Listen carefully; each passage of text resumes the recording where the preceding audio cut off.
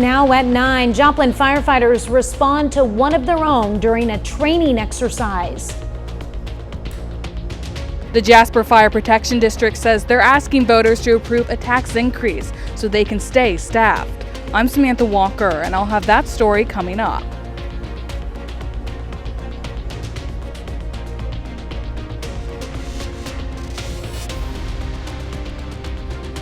The 4 states' most watched news starts now. A medical emergency puts a Joplin firefighter in the hospital. This is KOAM News at 9 on Fox 14.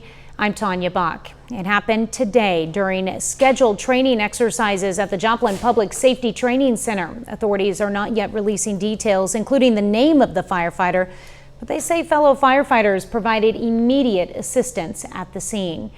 On last report, the firefighter was in the hospital listed in critical but stable condition. The Jasper, Missouri Fire Protection District is asking voters to approve a tax increase on April 8th. It would be the first tax rate increase for the district since 2015. KOAM's Samantha Walker spoke with staff who say they're out of other options for funding. Since 2020, the Jasper Fire Protection District has used a FEMA grant to help pay for staffing, but that grant ended in 2024 and they were unable to renew it. We tried for an extension and there was no extension available and the grant went away, and the current tax dollars won't fund that without some kind of help or an increase. The Jasper Fire Protection District is asking voters to approve a property tax increase that would only pay for staffing. If passed, that increase would raise the tax rate by 30 cents per $100 of assessed property valuation, bringing the total to about 59 cents per $100. We really hated to ask for this and still don't really want to ask for it, but we really have no choice. We've reached a breaking point to where there's just no other choice that we can come up with. Good says the tax increase wouldn't pay for more staffing. It would allow them to sustain their current number of daytime staff.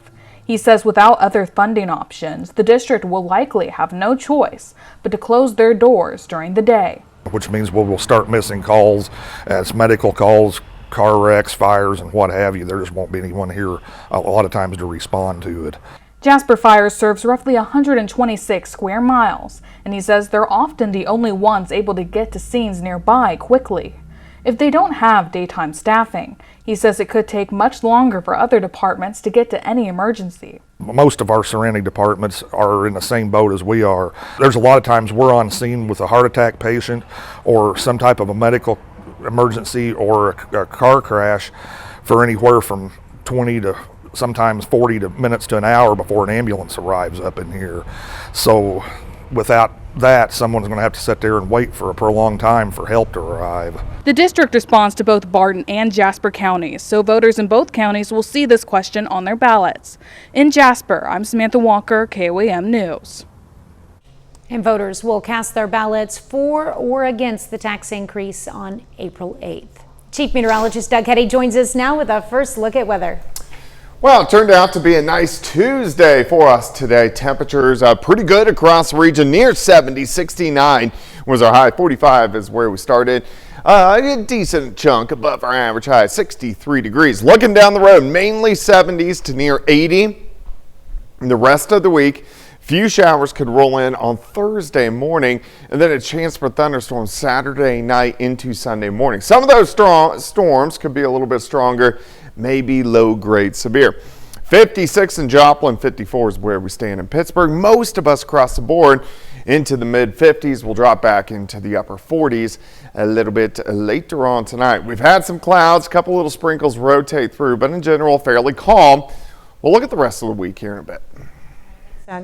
Absentee voting for the April 8th election is underway in Missouri, but voter turnout as a whole is not expected to be high. Election leaders hope things will improve as more people come to accept this time of early voting as an option. But as Rob Macco reports, some voters say they never miss an election.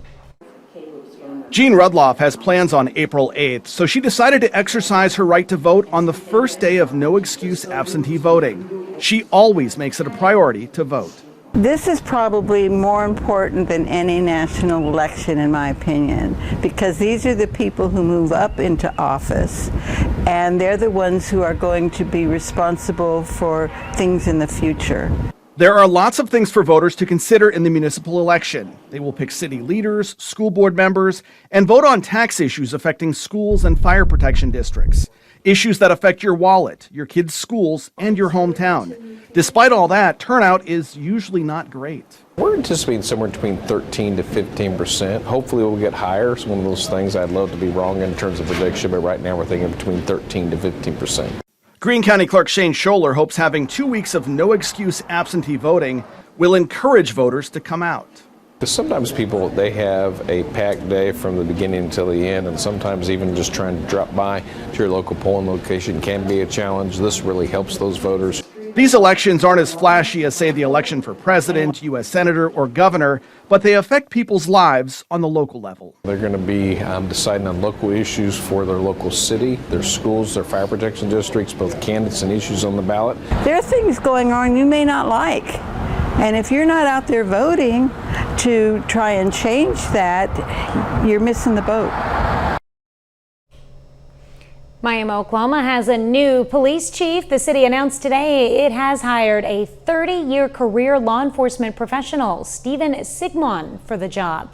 Sigmon is a native Oklahoman and most recently served in a number of positions with the St. Lucie County, Florida Sheriff's Office. Captain Todd Hicks has been serving as interim Miami police chief since the resignation of Thomas Hightower Anderson in November. Well, coming up, the spread of measles. Another confirmed case of the measles, this time in Washington, D.C., as health officials try to prevent a nationwide outbreak. I'm Steve Harrigan in Atlanta. That story ahead. Also, measles cases are spreading in northeastern Oklahoma. Health officials trace the outbreak back to West Texas and New Mexico. Another case of the measles is reported in D.C. as health officials try to prevent a recent influx of new cases from turning into a nationwide outbreak. Fox News senior correspondent Steve Harrigan reports. Health officials in D.C. confirming a new case of measles. The person was confirmed to have traveled by Amtrak, passed through Union Station, and visited an urgent care clinic. That is alarming because of how quickly the virus can spread. If you're in a room, 100 people, at least 90 of those people are going to catch measles if someone infected walks through. It is super contagious. Nearly 400 cases have been confirmed in 18 states so far this year, as well as at least one death. The virus typically manifests in a severe rash, but can develop into more serious and potentially fatal complications. Doctors are urging people to get vaccinated to stay safe. The measles vaccine is incredibly effective. Just one shot protects you with a vaccine effectiveness of 93%. 2 shots gets you up to 97%. Health experts point to global health funding cuts as a cause for concern as the virus surges overseas. Many measles cases in the U.S. come from travelers returning home from abroad. Critics are also calling on Health Secretary Robert Kennedy Jr. to be a stronger advocate for vaccines. The CDC in the past has not done a good job at quantifying the risks of vaccines. The best thing that Americans can do is to keep themselves healthy. It's very, very difficult. It's for measles to kill a healthy person. The CDC says a booster can help, but anyone who's received 2 doses of the vaccine is protected. In Atlanta, Steve Harrigan, Fox News. So far, the Oklahoma Health Department has confirmed 7 of 9 cases of measles in the state. And these cases were confirmed among unvaccinated individuals in northeastern Oklahoma. Health officials also say all cases are linked through exposures to household or extended family. And initial cases reported exposure to the measles outbreak in West Texas and New Mexico. Diabetes awareness is the focus of a gathering at Joplin's Freeman Business Center today. The Freeman Diabetes Coordinator presented information about how to cook for 1 or 2 people. She also gave Freeman Advantage members tips for healthier meal planning and making good choices when grocery shopping. So what we focus on with diabetes is on the total carbohydrates, because actually all those carbohydrates turn to glucose in the body and raise blood sugar. So we do care about sugar because it tends to add carbohydrates to our product, but we just focus on looking at total carbohydrates. If it does have a little sugar, it's okay. You can still eat it. This presentation was in recognition of Diabetes Alert Day and National Kidney Month. Well, Doug is next with a complete look at your forecast. And later, Pitt State fans are fired up as the women's basketball team charges toward a championship. Can they keep the dream alive? A Center for the Arts.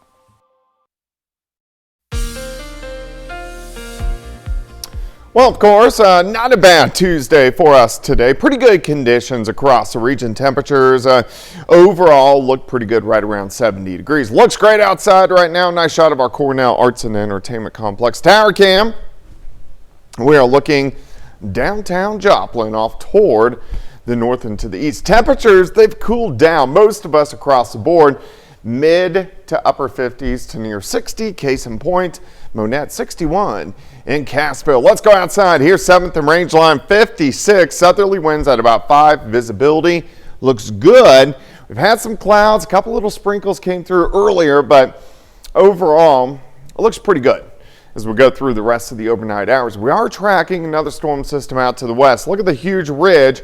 One system kind of chunks going into the Pacific Northwest. Second little energy will undercut this big ridge and give us at least chances for showers as we go into Thursday here in about a day and a half or so. All right, hour by hour, let's go through time. Tomorrow morning, kind of cool, 47, 48, 49 degrees to start. As we go through the morning hours, we do get some clouds kind of shooting through. We're looking at the noon hour. Temperatures at this point in time, most likely mid to upper 60s. We'll continue to warm during the afternoon, warm into the mid 70s. I think a little bit cooler in our northern county, 71s, Nevada, Stockton, 75, and Anderson, Grove, 77, Fredonia, up to about 75 degrees. Tomorrow night, a few clouds get in here late, so let's stop Thursday morning. A few hit-miss scattered showers, a few random little thunderstorms try to get going. We'll drive east, not a huge deal, most likely kind of fall apart as we go through the morning hours. So here's the noon hour on Thursday, staying into the 60s, but then we should accelerate upward near 80 once we get into the afternoon. So a little bit warmer by Thursday afternoon. Clouds kind of stick around Thursday night. Any thunderstorms mainly stay to our north, and we don't really dip off much, only upper 50s to near 60 to start on Friday. Here's your day planner on Wednesday, 47 to start, 67 by noon. High temp 74. We're going to jump into the weekend. We do have a threat to get some thunderstorms in here, especially late Saturday night into Sunday morning. The bulk of severe weather looks to line up to our east, but we're kind of on that bubble where we could get a few stronger ones, maybe in here late Saturday night into Sunday morning. On Friday, looks okay. Some showers kind of scooting by to our south. And then on Saturday, overall looking pretty good, upper 70s to near 80 degrees before we have that chance to get a few thunderstorms.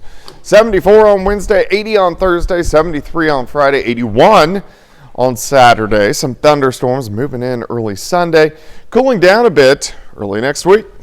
All right, a lot of temperature variation. Yeah, kind of up and down. All right, thanks, Doug. Well, coming up, a business that's hitting nothing but net. A growing number of women's sports bars are an absolute slam dunk during the March Madness season. True. I'm Kevin Cork. I've got a look at a growing industry that's actually serving an underserved market. It's a good story, and it's coming right up.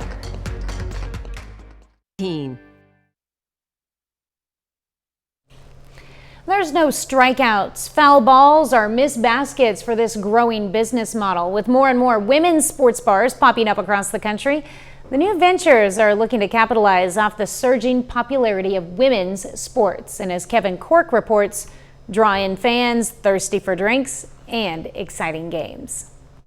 At first glance, the 99ers Sports Bar in Denver might look like your average watering hole to swing by for a game. But if you look closer, you'll see that this bar is helping to shake up the industry. all by catering to an underserved base of sports fans. A lot of your typical sports bars, you have to ask to put women's sports on the TVs, and half the time they tell you no. The 99er Sports Bar and a growing number of others just like it are dedicated to women's sports. The business model has been taking off over the years, with many places hoping to capitalize on the growing popularity of women's sports and the uptick in March Madness viewership as the tournament commences. We are putting in a lot of time to be really intentional with the TVs and how we're doing everything. Pictures and jerseys of female athletes hang on the walls, and TVs are fixed to various women's games. Historically, I've not been a huge sports fan, but with the league exploding and then spaces like this really exploding, it's just been like a really exciting time to watch women's basketball. So started coming here, it's been great. While it's only been open for a few months, owners of the 99er Sports Bar say business is hitting nothing but net. I wish I would have had this space growing up. Meanwhile, a similar bar may be coming to an area near you, with dozens more women's sports bars expected to be opening across the country by the end of this year. That's pretty cool. I'm Kevin Cork, Fox News. Well, speaking of women's sports, Pitt State has a fever right now, and the only cure is a championship from the women's basketball team. The team beat Lubbock Christian in last night's Elite Eight matchup in the NCAA tournament in Pennsylvania, and the hot streak has got the student body fired up for more. Oh, it was so good. So boom, they put on the board. They said, first win, first champion since 2016, 2019. I was like, what? Coach Amanda, she is so good. Like, she really took the program from from here to everyone does such a good job. Grace Pyle, Corinna Gerber, all of the starters, Macy James runs such an amazing offense. I feel like everyone truly plays their part, and each one of them really deserves this win. Like, they were fighting for it the whole season. Such a great thing to watch. I was so happy. It's a great win for them, for the program. They've been working really hard this year, and it's fun. It's been fun supporting them. And as a football player, we try supporting all the sports we can. Up next for Pitt State will be a matchup against Grand Valley State in the Final Four on Wednesday night.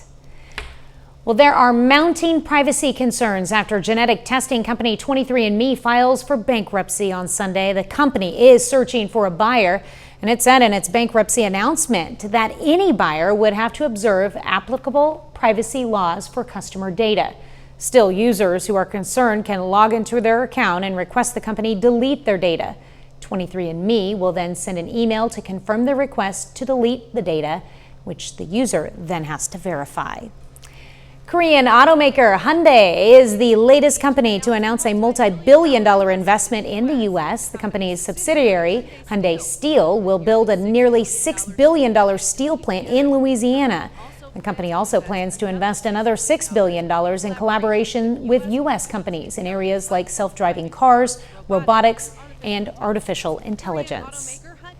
Up next, a Pittsburgh landmark just got a fresh new look. You might have seen a Pittsburgh landmark getting a bath today. Crews at the Best Hotel treated the nearly 100-year-old building to a much-needed exterior cleaning. The landmark is undergoing renovation as part of the Gorilla Rising project. 30 more minutes of news, weather, and sports coming your way. Legal battles heat up as President Trump moves to dismantle the Department of Education. Plus, a shocking security slip-up. A journalist accidentally added to a secret military group chat. How the White House is responding.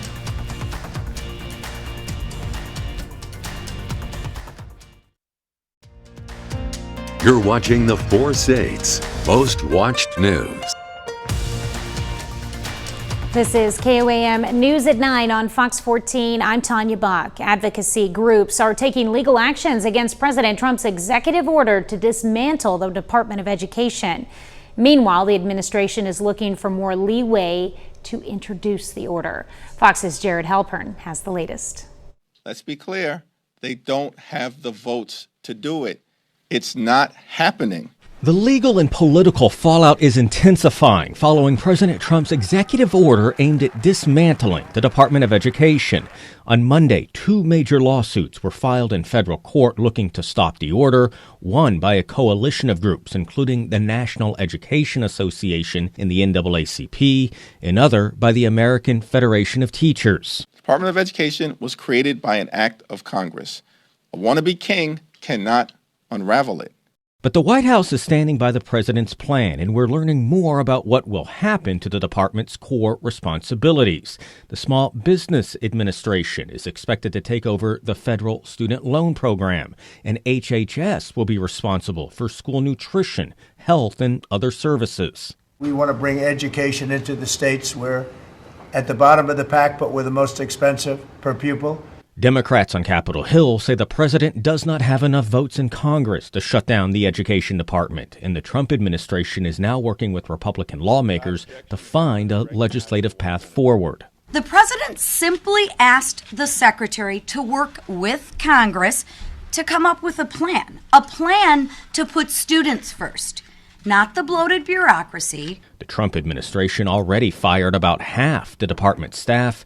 It now only has about 2,000 full-time employees. At the White House, Jared Halpern, Fox News. The Senate Finance Committee questions President Trump's nominee to head the Social Security Administration. Frank Bisiono told Congress he'll protect the agency millions of Americans rely on, but vows to root out waste, fraud, and abuse after audits determined nearly $72 billion worth of improper payments were made between 2015 and 2022. Bisiono, a self-professed Doge person, says he's willing to work with Elon Musk's cost-saving effort, even after Musk called the agency a Ponzi scheme while pledging to remove waste. If confirmed, the Commissioner of Social Security would serve a 6-year term. Well, President Trump is downplaying a White House group chat debacle where military attack plans were mistakenly debated in front of a journalist. Rebecca Castor has the latest from Washington. We have an amazing group. Our national security now is stronger than it's ever been. The commander-in-chief is sticking by his national security team after a journalist was accidentally included in a group chat with top officials discussing plans for military strikes in Yemen. The main thing was nothing happened. The attack was totally successful. The Atlantic editor-in-chief says he was added to the group chat on an encrypted messaging app by National Security Advisor Mike Waltz, and claims Defense Secretary Pete Hegseth sent detailed plans about the Houthi strikes. They were running a war plan on a messaging app and didn't even know who was invited into the conversation. We are looking into and reviewing how the heck he got into this room, but I'll tell you what, the world owes President Trump a favor. Under Biden, global shipping was shut down. If this information had gotten out, American lives could have been lost. Democratic lawmakers pressed the directors of national intelligence and the CIA at a previously scheduled hearing Tuesday. Both were in the group message, but insist nothing classified was shared. There was no classified material that was shared in that. So then if there was no classified material, share it with the committee.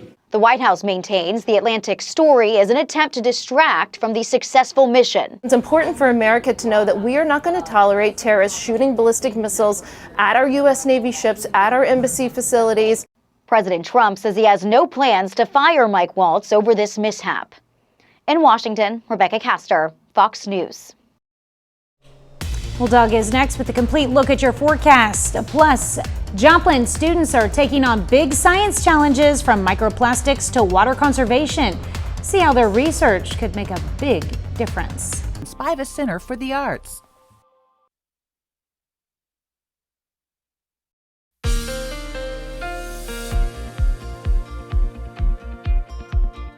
Well, it turned out to be a pretty good Tuesday for us today. Temperatures not bad, right around 70 degrees. Looks pretty good out there right now. Nice shot of our Cornell Arts and Entertainment Complex tower cam. We are looking downtown Joplin, off toward the north and to the east. Overall, shaping up pretty good. 55 in Stockton, 57 in Neosho, 55 in Grove. We have Parsons sitting at 56. Let's go outside. Here's 7th and Rangeline, 56, a southerly wind, fairly light. We haven't had to deal with the strong winds this week, which is big change from the past few weeks. Few little clouds kind of skirting through. Had a couple little sprinkles, couple little showers for us tomorrow. Have a storm system pushing into the Pacific Northwest. Seattle, Tacoma, they're going to get a little bit of severe weather for tomorrow. And then we'll get a little wave that undercuts this ridge as we go into Thursday that could give us a few showers. Hour by hour, let's go. 47, 48, 49 degrees to start. We're looking at 6 a.m. on Wednesday. We're going to stop at the noon hour for you. Partly cloudy skies, temperatures warming up, upper 60s to 70 at this point in time. Let's go into the afternoon. Coolest in our northern counties, warmest in our southern counties. Case in Point, 71 in Stockton, but 75 in Bentonville. Grand Lake, upper 70s. Let's go 73 in Chanute. We get a warm front starting to shift through tomorrow night into Thursday morning. With that front, we're going to get some clouds, some hit and miss little scattered thunderstorms kind of dying as they push in, but we could get a few random showers in here by Thursday morning.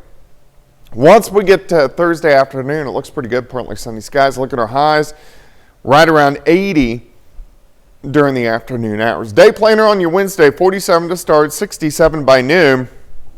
High temp, right around 74 degrees during the afternoon. All right, let's look at the weekend. So we do have a threat to get some showers and thunderstorms into the region, and we do have a strong to severe threat. The greatest threat is going to be Sunday afternoon. I think southeast Missouri, stretching back into central Arkansas.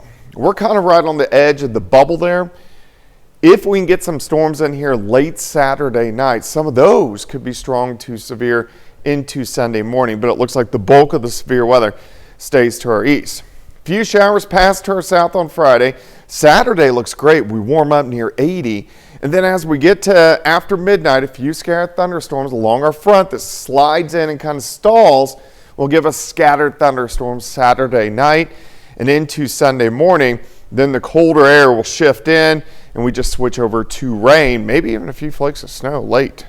All right, 74 Wednesday, 80 on Thursday, 73 on Friday, 81 Saturday. A little bit cooler early next week, just kind of up and down temperatures, but overall looking pretty good. All right, well, yeah, like you said, up and down temperatures, but nothing unbearable. Nope, not at all. All right, thanks, Doug. Well, some people lost everything in a wildfire that tore through Oklahoma earlier this month. It can be hard to know how to help, but one local business is doing what it can to ease the stress. Sharon Phillips has the story. As the water slowly rinses away the soot and the ash smell left behind from the wildfires that stole her home, Ilea Stanfield is able to rest, even if just for a moment. On Friday, March 14th, she tells me she got a call from her husband about fire creeping towards their home. She says he desperately tried to hold back the fire using a garden hose, but the flames were too strong. The moment it hit that tree line, everything went up. The moment it hit the house, it was about 30 minutes and the house was just gone in complete ashes. This is all that remains of their house and the dream car they both worked so hard for. As she works to gain some sense of normalcy, Rumor Salon is working to help fire victims like Ilea feel a moment of peace. One of the things that we can do is make someone feel a little bit better by getting them, pampered a little bit, giving them a good shampoo and a blow dry. That way they feel a little bit more like their normal selves. The manager says her heart goes out to the community, and this is just one way they can give back. You're going to come back smelling like smoke. You're going to come back smelling like ash, or if you're sifting through your life, you're going to smell like chemicals. There's just no way about it. A simple act of service in a time of chaos, making all the difference in the world. It's one of those moments, again, where you get to feel normal when you don't get to go back home. Well, coming up in sports, a Frontenac Raiders signs to play softball at NEO. Plus, Colgan baseball plays its first game of the year on the road at Joplin. John Dales has those stories and more up next. To Era. Join us at 7 a.m.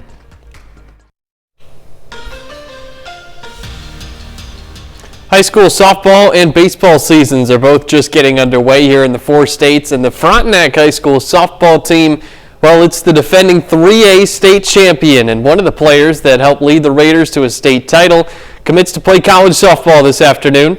Frontenac High School senior Avery Johnson signs her letter of intent today to continue her softball career at NEO. Johnson threw 2 separate shutouts as a pitcher for the Raiders in the state tournament last spring. The first against Trinity Academy in the semifinals, then later that same day against Silver Lake in the state championship game. It just felt like home when I first went on a visit there, and I liked everything about it. I love the coaches, I love the area, and I just felt like it was a good fit for me. They're like a family, and I wouldn't be able to do it without them. They're always so encouraging, and they've just helped push me through everything I've gone through. At the start of the high school baseball season, a lot of times we get matchups between teams that normally wouldn't face each other from different states, and that's exactly the case this afternoon over at Joplin.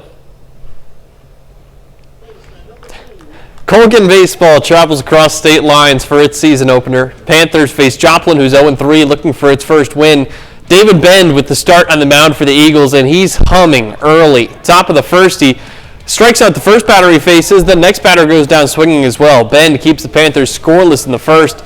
This game quickly turns into a pitcher's duel. Colgan starter Brady Van Beesler gets a foul tip strikeout to end the first frame. Now top of the third, we're still scoreless, and Lane Stoltz puts a good swing on this ball. It's going to drop down and get away from the center fielder, but the Eagles catch him trying to stretch a single into a double. He's out at second. Joplin bats, they heat up in later innings. Eagles score 4 runs in the 6th. They take down Colgan 6-1. And just last night, Pittsburgh State women's basketball advanced to the Final Four. At the same time, Gorilla fans also got some exciting news for the men's team. As Mason English announces late on Monday night, he's committing to Pittsburgh State. English was a first-team All-State honoree in his senior year at Pittsburgh High School. That was in 2024. After graduating from PHS, English opted to attend Link Academy in Branson, Missouri for 1 year. That's one of the top basketball prep schools in the nation. He's following in the footsteps of his older brother. Marquis English played for the Gorillas for 2 seasons before graduating last spring. And closing things out with a look at pro basketball, we're coming down the stretch of the regular season in the NBA. And tonight, the Oklahoma City Thunder are out on the West Coast taking on the Kings. Late start. This one just tipped off at 9 as we come on the air. OKC with a 35-21 lead early second quarter.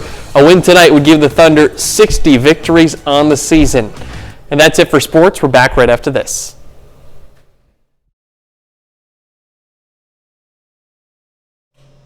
Missouri Southern hosted its 36th annual Regional Science Fair. The fair consisted of middle and high school students from over 16 counties between Missouri and Kansas. KOAM's Lonnie Walton took us there to get all the action. Well, microplastics are a really big issue just in the whole world in general right now. Ty Madison is a senior at Joplin High School. He's a science lover and joined this science fair competition to help educate people on the dangers of microplastics. In the Joplin area, for sure, right now there's a really big issue with them because there isn't necessarily data that tells us how many microplastics are in our waterways. He's not the only one dealing with microplastics. Middle school Ancy often says she talks about them too. And like Ty, she says they're no good. I did pothos propagation and plastic bottles versus glass jars. Plastic bottles can contain microplastics and nanoplastics that have harmful heavy metals and chemicals in them. And high school senior Maya Craven has her own specialty, but we'll let her tell you what that is. What I did was I evaluated sheep wool pellets as a sustainable alternative for water conservation and drought-prone areas. And how did she do that? I separated 72 individual plant pots into 3 groups. One had 0% sheep wool pellets implemented into that soil. Group 2 had about 5% and Group 3 had about 10%. Both Maya and Ty had to give 12-minute talks to judges that they hope would allow them to enter a state competition at the University of Central Missouri. Maya says she's having a blast. I learned a lot of things that I didn't think I was going to learn. And for Ty, although there's no cure for microplastics, bringing awareness to it is just as important to him. Hard thing because microplastics can be this tiny thing that you can barely detect. And Ansley says she's saving all her learning for one thing. I want to be a vet when I'm older. Reporting in Joplin, I'm Lonnie Walton, KOAM News. The winner of the fair received medals and cash prizes. The grand prize winner will have an opportunity to participate in an international science and engineering fair held in May. Well, Lizzo is set to make her acting debut playing an icon, and Miley Cyrus announces her new album. Those stories and more coming up in Hollywood Nation.